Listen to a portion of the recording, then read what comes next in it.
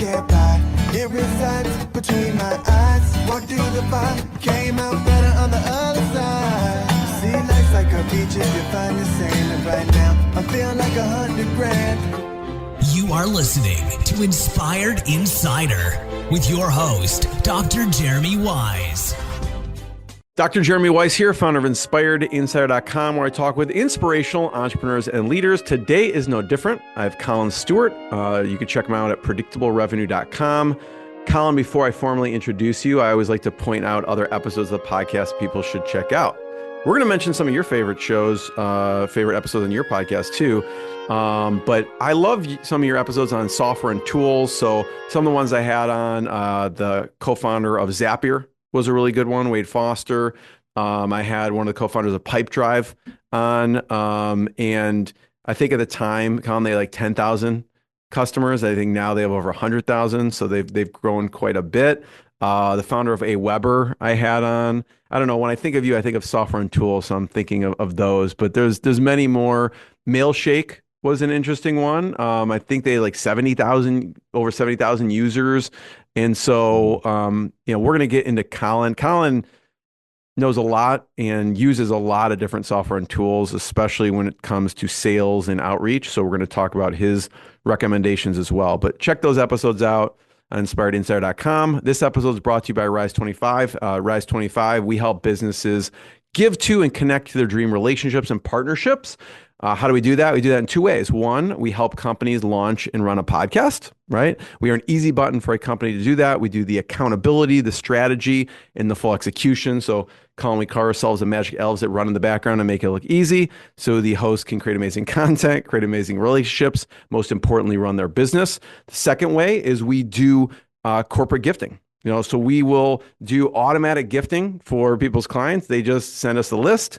We set up a sequence. We do it for our clients and our partners, and they may get gifts from us. I'm not going to give away how often we send them, but multiple times a year for years to come, just as like a nice touch point to give to them. And we set it on autopilot for companies so they can just hand it off to us and we do everything else. So, for me, Collin, we've known each other for a long time here. The number one thing in my life is relationships. I'm always looking at ways on how I can give to my best relationships. And I found no better way with those two things, with podcasting and sending nice appreciation gifts over the past decade.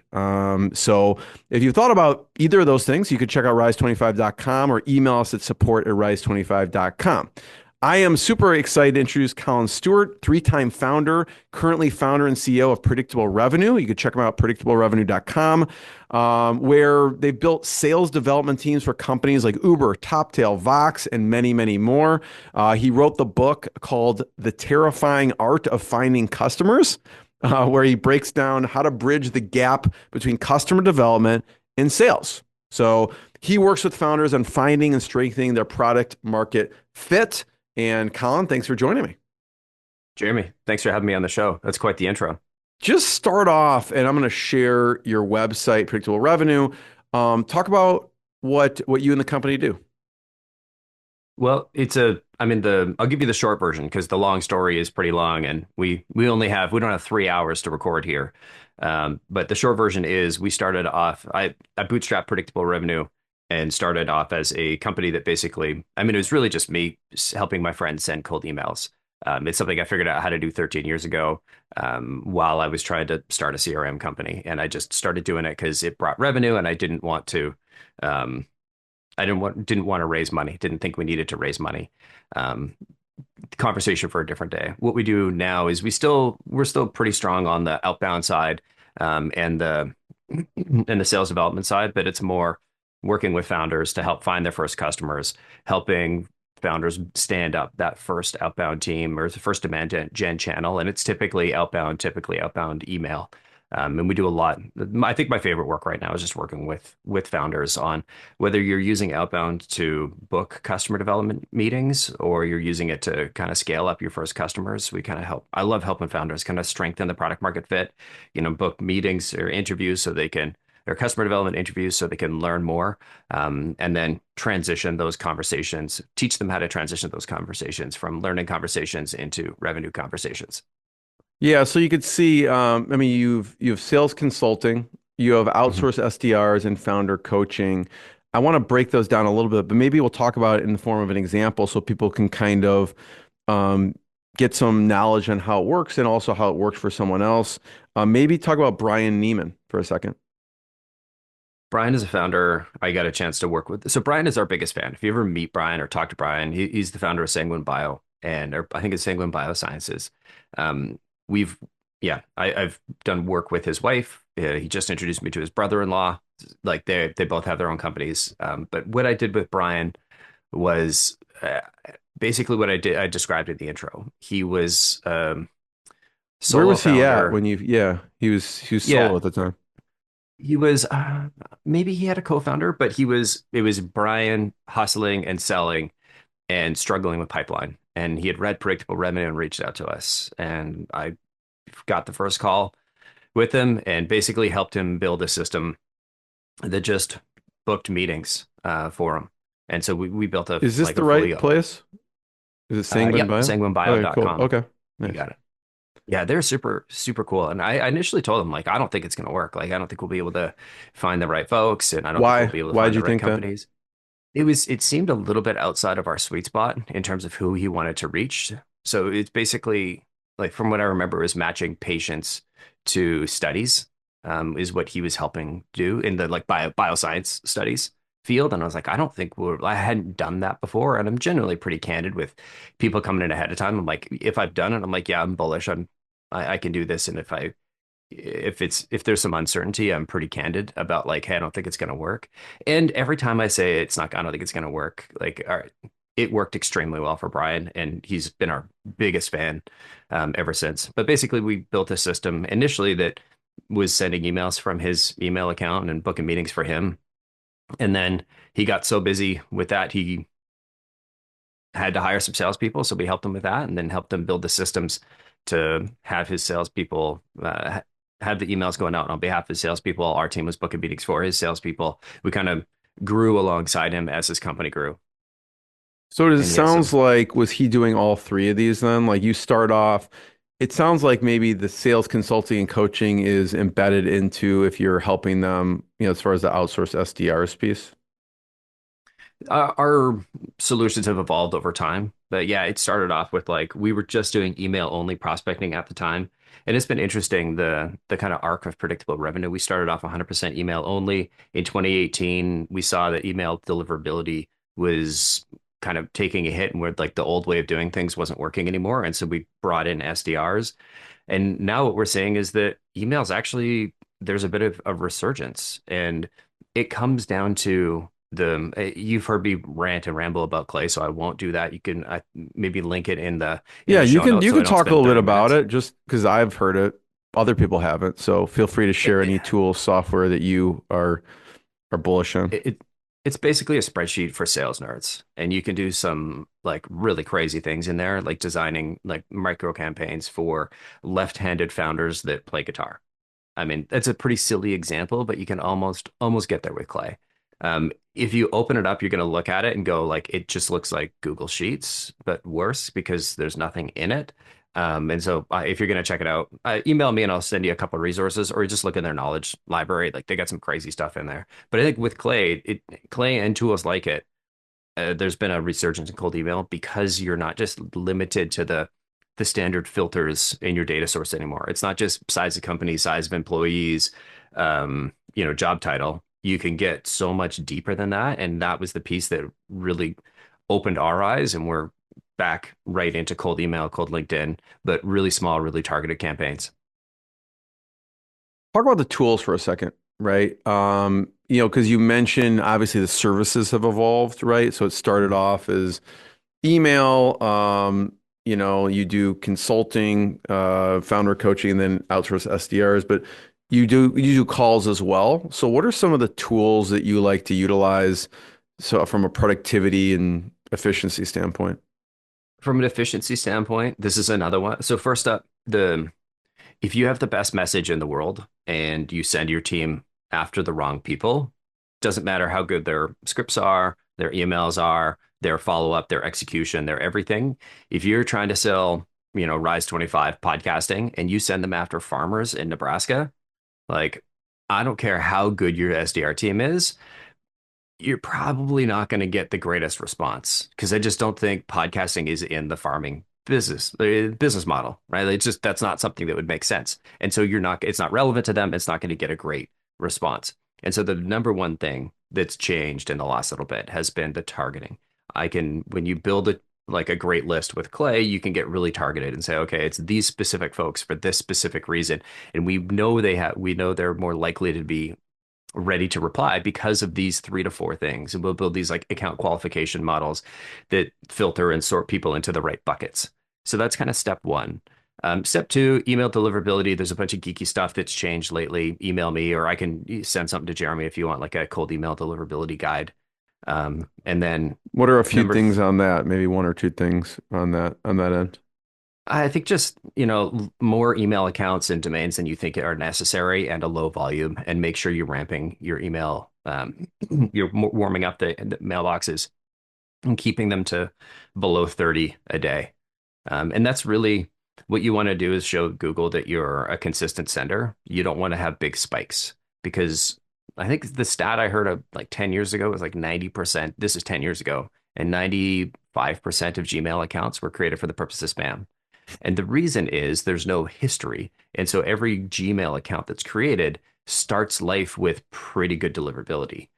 But then after it sends a few emails, they see, oh, wow, these are garbage. This is spam. But you don't know until you've seen a few emails. And so Google uses this quarantining system. It basically means that every new Google or Gmail or Google Apps account gets really good deliverability for the first 10 messages. So spammers know that, and they set up what's called snowshoe spamming, and they set up 10,000 Gmail accounts, and they send 10 emails from each one. And so what you want to do is avoid looking like that and have us, do the math on like what's acceptable per inbox from a Google perspective, and then just send a consistent volume. And make sure that the most important thing is that your messages are relevant, because the most important thing for Google is that people open, reply, forward, click on your emails, right? The only thing they care about is engagement. And if you're not engaging with those emails, then they start to care about a lot of other things. So we have the right audience targeting, we have email deliverability, and we have message relevance. What are some mistakes people make under that category? Under relevance? Yeah, messaging. Because I'm sure you've seen everything under the sun at this point. I mean, I think people care too much about their message. Like especially with cold email, or like a cold call, because you're writing it down, you're like a human is saying it. I see a lot of founders thinking, oh, I should have a weight in on this, and um, I should be able to dictate the words that you say.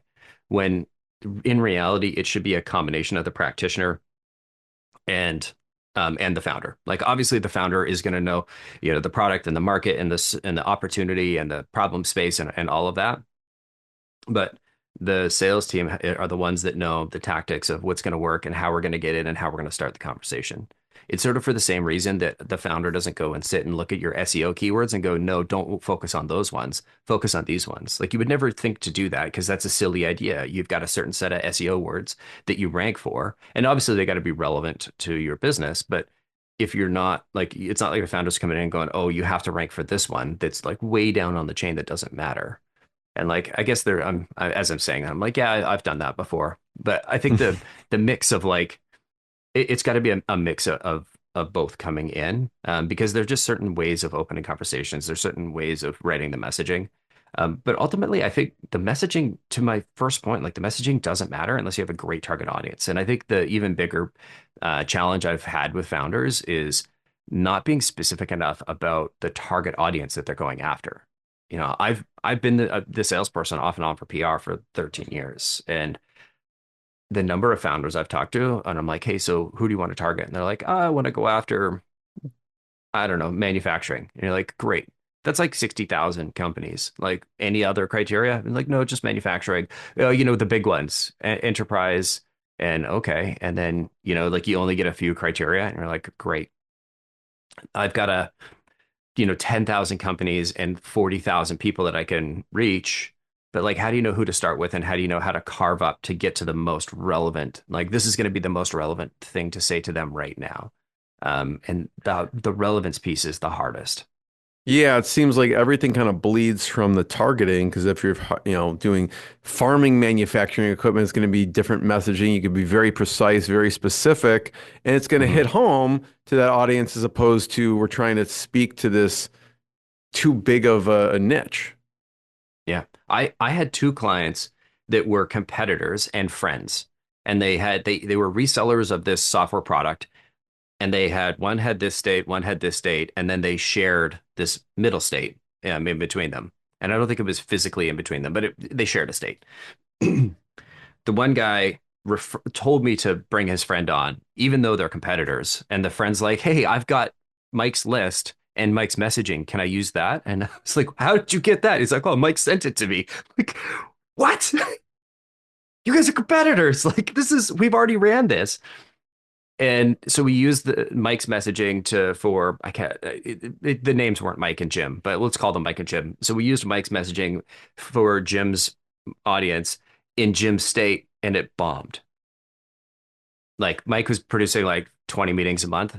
Jim got like four.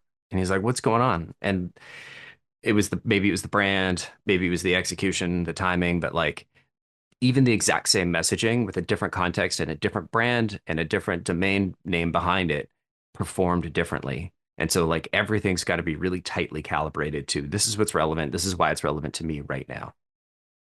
Wow. Yeah, that's like the tale of I don't remember the direct response copywriting piece on that, right? And it's like who's two pathways, right? So I love that story.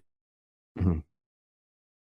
So it's interesting. I remember studying like Gary Halbert stuff, some of the top direct response marketers, and he said there was a point where he says, what's the number one thing that you want? And the answer was a starving crowd, right? The right person, who's got a big need to it. So Mhm. on that topic of the journey, right? We talked about Brian. What do you see as just walk me through like a sales journey, a sales team journey, like starting with founder and like some of the recommendations you have. Okay, at this point, Mhm. you start putting these people in place and what you actually obviously help these companies do, but just so people and I have an idea, starting with the kind of the founder. Cool. When I was starting my first company and like early in the founder journey, I always worried about, I felt like having a company was sort of like having like a suicidal pet that just kept trying to kill itself. And I was always worried like the company was going to die and just like die suddenly. And like I was going to be out of control. And the longer I've been doing this, the more I realize like companies don't just die, they commit suicide. And the number one way they commit suicide is premature scaling. And that's investing in growth, investing in like trying to grow the company from a revenue perspective, trying to grow from a headcount perspective, trying to grow from making all these investments before you have a strong enough connection between your starving audience and the product that satisfies their hunger. And I think that's the biggest, most important thing I've learned. I've literally helped thousands of companies of startup, and specifically most of them were startups, build their first go-to-market channel. I've done it. I think I did the math. It was like 1,200 times with startups. The number one thing I saw was companies were trying to invest in hiring four, five, six SDRs, and they didn't have very strong product market fit. The founder couldn't tell me exactly who it is they wanted to go after. They If they did get a meeting, it wasn't like oh, there's a huge market pull here. It was just oh, well, we think it's this. It was a hypothetical. It wasn't oh, I know it. And I think to me, this is founder suicide because the cash in the bank is really your lifeblood, and you only get so many shots, right? There's only so much time you have. There's only so many opportunities. And so I'm a big fan of like conserve your cash until you've got you can kind of everything's lined up and then, all right, let's double down. And I think the way I see founders kind of making these investments, they're they're doing it because sales is something they didn't want to do, right? It's not I don't come from sales, I don't come from product, or I come from product, I come from engineering. I want to get sales off my plate as quickly as I can. I'm going to hire a VP of sales, a CRO, a shit hot salesperson out of Oracle. And like those are all probably terrible hires because you haven't proven anything. Like only the founder can prove product market fit. Only the founder can prove this is the process to close a new customer. I don't care if you're an engineer. I don't care if the only language you speak is XML or HTML or Ruby, right? Like you found the product opportunity, and whoever found that opportunity is the number one expert in that problem space in your company. And there's nobody, customers love talking to founders. They love talking to people who understand their pain. And if you're the guy or the woman that found that opportunity, that found that problem space, nobody in the world understands it better than you. And there's nothing better than somebody who's in pain, who's that starving crowd, looking at the person that invented the hot dog going, geez, I'm so hungry. And you're that hot dog expert, right? Like there's nothing better. And so I think if you're a founder and you're thinking about like going and hiring some people, prove it first, then scale it up. And just make sure that the product market fit is strong, and there's ways of measuring that and quantifying that. My favorite way, there's a number of different ways you can find kind of like early like first tracks, but I think my favorite way is just referrals. Um, I use this anytime I'm exploring a new product opportunity. If I'm trying to say, hey, should we go open this market? Should I go create this product? I'm going 0 to 1 on a side project right now, and I'm literally doing this. I'm booking myself 3 to 5 meetings a week, and I'm going and I'm asking folks, and I'm getting meetings because I know how to book meetings. But the thing I watch really closely is of all the meetings, and I'm doing customer development. I'm not selling anything. I don't have anything to sell. But the metric I'm paying really close attention to is of all the people I talk to, how many of them give me a referral to somebody else who I could talk to? Because that's a gauge of hunger, right? And really what I'm looking for, to your point, is that starving crowd. I don't want to go and spend my time, my life building something that I want to build. I've already done that and it didn't go very well. I want to build something for a starving crowd. I want to build something like when we pivoted from Voltage, which is a CRM company that had one customer, to Carb, and it took us a while to kind of figure out that transition. But once we had the product and we started doing the customer development, once we had the idea and we started doing the customer development interviews for it, we went 0 to 1 million in revenue in 3 months. And that was all on the back of doing customer development interviews. But there was such a great need that I was doing my interviews and I was asking questions, and people were like, no, no, no, stop. You just said this, and this. Are you really working on solving this problem? And I'm like, well, can I tell you at the end? I just want to get through my questions. And they're like, no, tell me right now. Because I want to, if you're solving this, I want it. I want it now. And I've got 3 friends that also want it because this sucks. It was a huge hair on fire problem. And so the What are strength some of those our- key questions, Colin, that you ask in a customer development session? I'm happy to share. In fairness, it was about who I was sitting down with and like the pain that they were experiencing. And so I just do day in the life interviews. With Carb, I was focusing specifically on sales productivity for sales development reps. This was 12 years ago.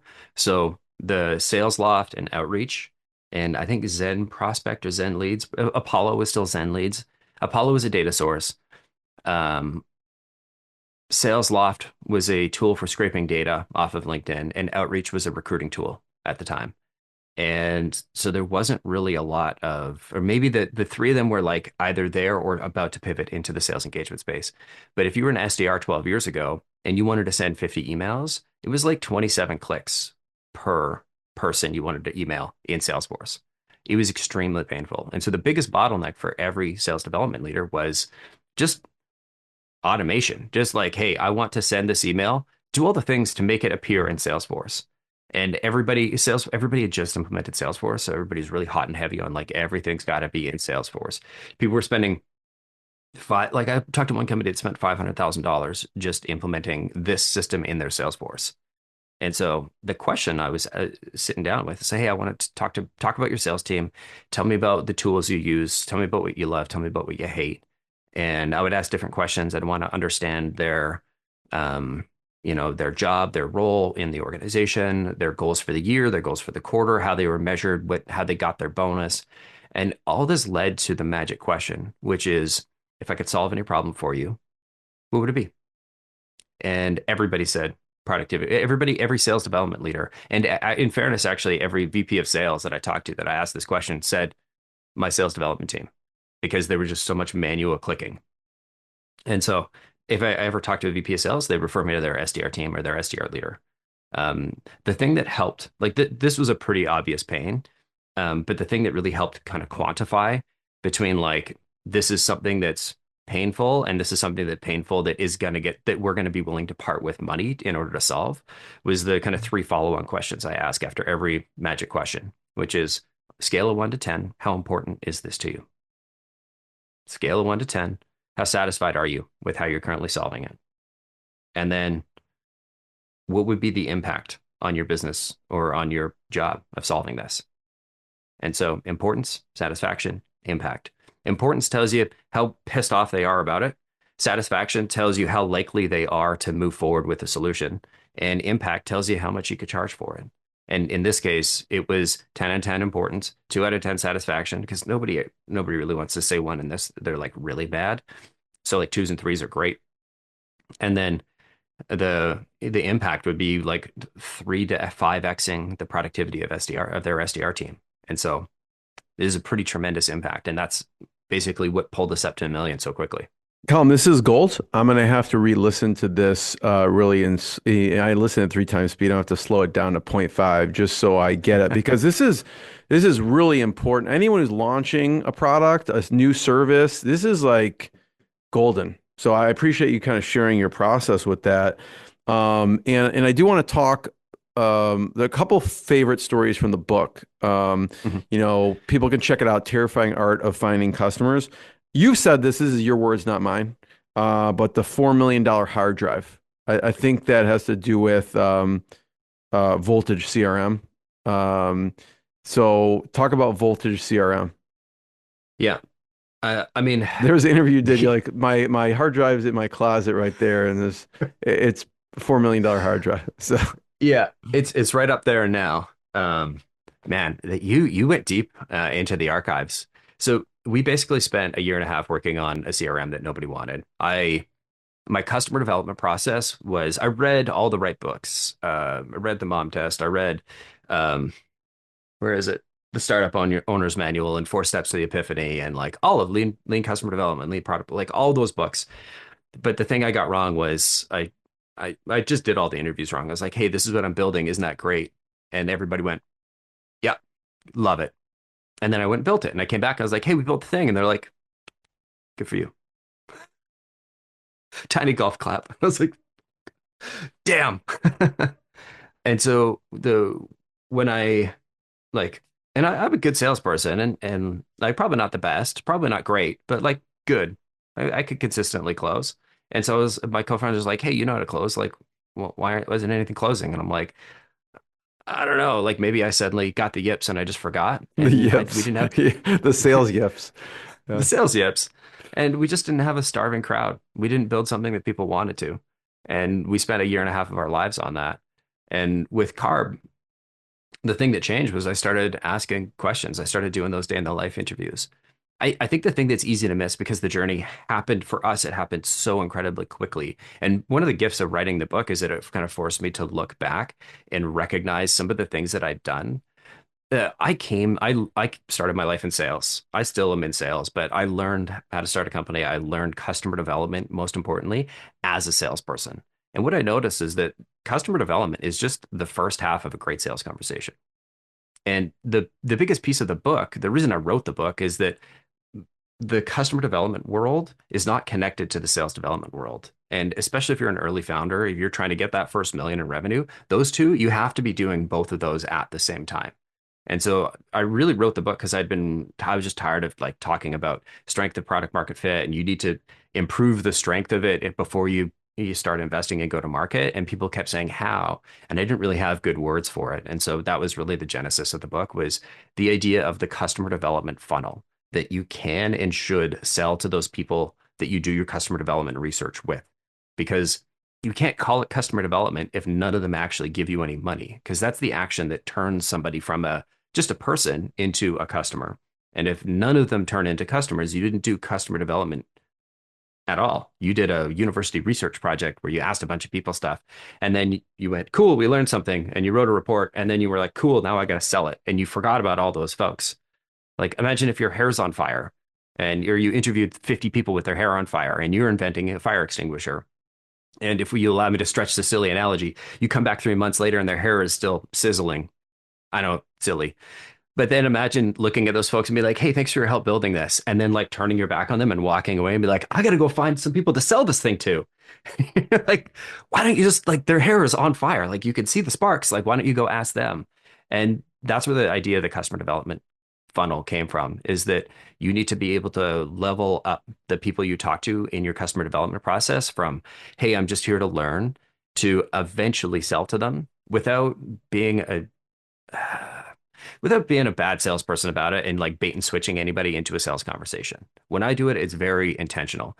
The first 4 calls we have are 100% learning only. And I know eventually if they're going to be in pain, they're going to ask me to use the product. And if they don't, I'm still It'll going to naturally invite them come into. about if you're talking to the right person with the right problem. Exactly. So the first conversation is exploratory. Hey, what problems do you have? Right. The next conversation is focused. Hey, I want to talk about your sales productivity problem. The third conversation is a paper feedback. Hey, I'm thinking about building this. These are the chunks. If I built this, do you think that would solve this problem? Right? You kind of lay the hypothesis. Hey, I found this in exploratory. We focused on this and it sounds like it's painful. Yeah, cool. If I wanted to solve it, would these 3 chunks solve it?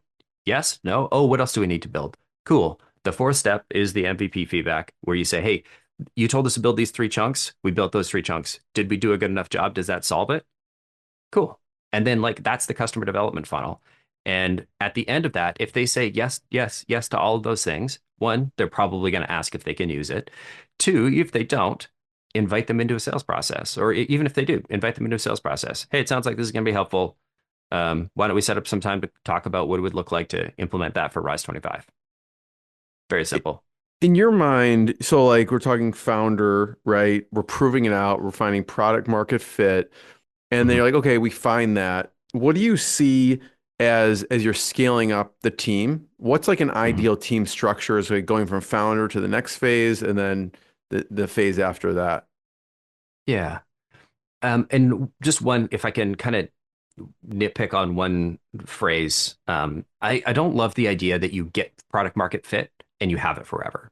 I don't think product market fit is something that's like a binary switch that just gets flipped. It's not 0 or 1. It's on a spectrum of weak product market fit to strong product market fit. If I only sold left-handed scissors, market's very, very small, but you could probably find some customers for that. But if you're going to sell, I don't know, a delivery driver and customer flow to restaurants, it's going to save them money and make them money at the same time. There's going to be a lot of folks that are going to care about that.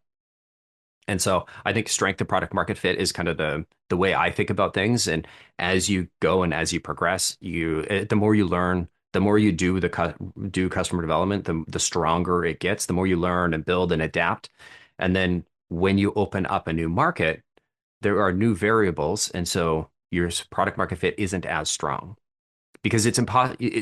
And the reason I kind of nitpick on this is when you sit down with the founder and say you don't have product market fit, they're like, no, no, no, I have customers, I have a market, product market fit. Like it's there, and I've had this argument hundreds of times, and I got tired of it. And because they're right, they do have a product, it is in market. You just don't have very many of them, and the market's not very big. And to your point, there isn't a starving crowd. There was like we just went un petit peu. Which if my French's memory is okay, I think it just means like a little bit, but I don't know. Anyway, so if you have a great starving crowd and you built a really great product for them, then like it makes everything so much easier. Now, back to your question about like what do I recommend founders from like, how do they build a sales team underneath them? I mean, the first thing is like make sure your product market fit is strong. And if you're opening up a new market, just consider that your product market fit is really weak until you know more. And it's not really weak. It's just you've got this equation and there's a bunch of unknown variables. So you have to assume there's zeros until you know more. And if you think about it that way, you don't go charging in with like, $100,000 a month marketing spend on this new unknown market that might have a sales efficiency of like that you're never going to pay back that investment. It's all about like keeping your powder dry until you're like ready to roll. But to finally answer your question, I like how at, you kind of hound on this point because I'm sure you get the same question I'm asking. A founder comes to you and goes, Colin, I just want to get out of sales. Like, what do I do? And you're like, wait, before you get out of sales, you got to do this product Mhm, market fit. You got to make sure because then you're just going to be spinning your wheels, wasting time, energy, and money on a team. So mhm. uh, I got you on Totally. that. Yeah, you want to get out of sales, quit your job, go join like a FANG company. Like if you're a founder, it's always going to be a small part of your role. And so if you're the founder, you're in sales right now, everything is on your plate. What you want to do is look at what are the least valuable parts of your job, of the sales role? What are the things where you add the least amount of value? And that's probably prospecting. It's probably booking meetings. And when I say booking meetings, I mean like scheduling meetings, rescheduling meetings. It might be like writing the proposal, right? These are things that you can outsource to like, the proposal. If you're doing it new, you could probably get like, I just send the call recordings to a GPT bot that I've got, and it gives me recommendations on like, oh, here's the state of work. Here's this for, booking meetings and things, having, I wouldn't say an SDR, but like an Start getting intern. all the pieces of the process off of your plate so then when you do hire someone, you have these in place for them just to be in their zone of genius. Exactly. Yeah, you're building the organization chart underneath you. And so like pick the things where you add the least amount of value and then hire for that role, but keep your hands on all the roles and don't try and hire like four roles up from what you're doing now. Right? Like it's really tempting to go and try and hire that like sales leader who's been there, done that before. But if you don't need a sales leader, like it's like I've heard hiring a hammer. varying opinions on this. That's why I love to hear yours because some people are like, yeah, just hire a sales manager and then they'll help hire the salespeople. Or I've heard, yeah, there's a million different Yeah. things flying around. If you need a hammer, don't pick up your screwdriver, right? Like your hammer is something to beat nails with. Occasionally I hit them. A screwdriver is something to turn screws, A sales manager, a sales leader is going to build a sales team. If you don't want to double click and then suddenly build a sales team, don't hire that person. And I would argue that you probably don't want to hire that person until you have proven it that you can, one, sell, two, you've got the process, three, that you've already hired and built the team, the systems, the infrastructure. Because there's just so much risk that goes into creating a new department, especially sales, is arguably the most important. Once you've got the product and all that up, if you can't take it to market, there's no revenue, there's no company. And so I hear a lot of founders say, oh, I want to get it off my plate. And I'm like, why? This is the single most important thing to your company. And you're the best at this in your company. I don't care if you're not a good salesperson, you're going to be the best salesperson your company has ever seen. It doesn't take that much. So that's my advice is prove it, then scale it. Um, Pick the least valuable part of your job kind of every week, every month, and like hire up. And then only hire a sales leader if you've already proven that you can make a sales motion work and you know precisely what you want. Because even if you're hiring a sales leader, there are 10 different types of sales leaders that you might want. And you really want to match that profile to the profile of what you're going to be selling of your sales motion. And you can't know that until you've done it. So, Con, we have about 3 minutes. I have three questions that probably would take an hour, but we'll condense it. We'll see if we can cover it. I want to hear about Uber because it's very Mhm. instructive in your book, obviously, Terrifying Art of Finding Customers. Also, I want to hear about your shelf of honor and what books are in there, and then maybe some favorite podcast episodes. So, maybe start with Uber first, and Cool. then we'll rapid fire maybe through the shelf of honor so people can get inside your brain and what books you love and podcast episodes. Cool. When Uber launched Uber Eats, I'm excited to be able to tell the story on a podcast. I just got approval from Uber's legal team, or we got, I guess it was a while ago now, but we got approval to tell the story in the book. I've been wanting to tell the story and alluding to it for a long time. But when they launched Uber Eats, they tapped us to book meetings for their sales team with every restaurant in the top 50 cities and the top 25 restaurants. We did that for a couple of months. We booked it was like 300 something meetings a month. And then they literally hired 100 BDRs to replace us. So it was a really interesting 4 months. And what that taught me was product market fit is a multiplier of your go to market. Because Uber got like, I don't know, 6x better sales efficiency than any client we'd ever seen. The Shelf of Honor is the book shelf that's closest to me. It's got all the books that I reference on a regular basis. I've got Dan Olson's Lean Product Playbook. I've got Good Strategy, Bad Strategy in there. That's one that's got probably the most notes on pages. Obviously, 4 Steps to the Epiphany, The Mom Test, The Messy Middle, obviously awesome.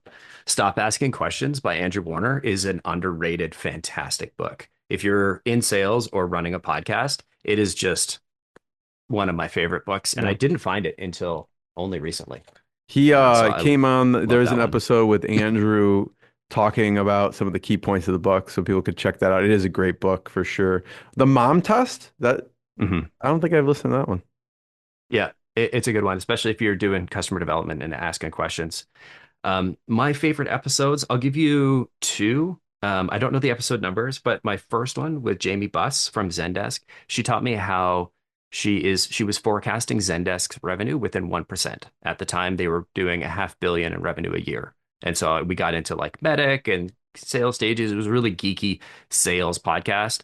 It was early days, so the quality from my side is terrible, but from Jamie, she was one of my favorite guests ever.